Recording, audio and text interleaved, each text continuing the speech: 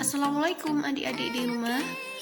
Hari ini bahasa Indonesia kita akan belajar mengenali buku fiksi dan non-fiksi ya. Apa itu buku fiksi?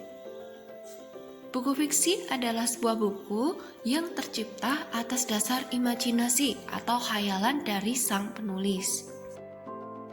Sehingga bisa dikatakan buku ini adalah hasil dari karangan. Lalu apa saja contohnya? Ada cerpen, novel, roman, hingga puisi. Masing-masing contoh di sini pasti memiliki karakteristik yang berbeda-beda ya. Misalnya cerpen, novel, dan roman. Cerpen hanya mengangkat satu peristiwa yang dialami tokoh. Sedangkan novel mengangkat beberapa peristiwa.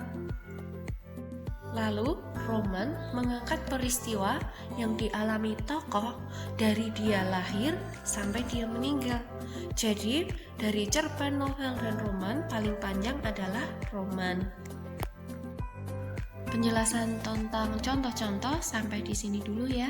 Sekarang kita akan membahas tentang unsur-unsur intrinsik buku fiksi.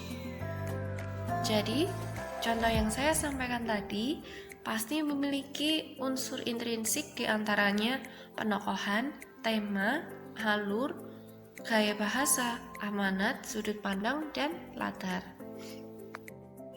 Lalu saya mau menambahkan tentang alur. Alur kemarin kita sudah mengenal tentang alur maju dan alur mundur. Selain itu ada alur berdasarkan munculnya sebuah masalah, yaitu ada orientasi, komplikasi, klimaks, resolusi, dan reorientasi.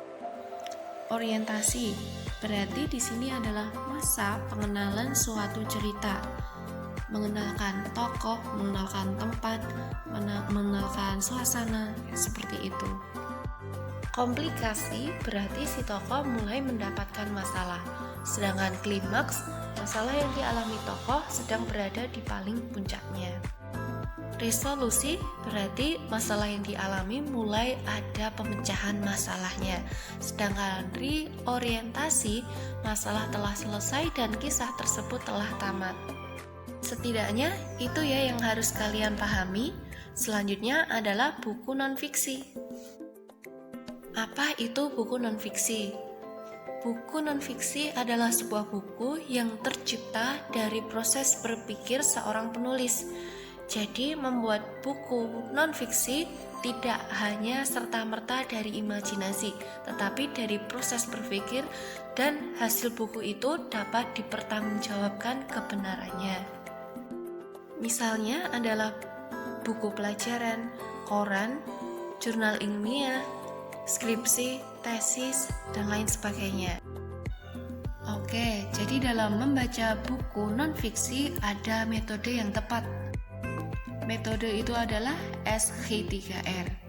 Masing-masing kalian lihat ada di sini ya. Yang pertama, survei. Survei berarti kita mengenali dulu buku yang kita ambil itu termasuk buku fiksi atau non-fiksi. Question berarti pada tahap ini kita akan membuat daftar pertanyaan hal apa saja yang akan dipelajari di dalam buku tersebut. Read berarti kita membaca dengan penuh kesadaran, dengan penuh pemahaman, tanpa melakukan aktivitas mencatat.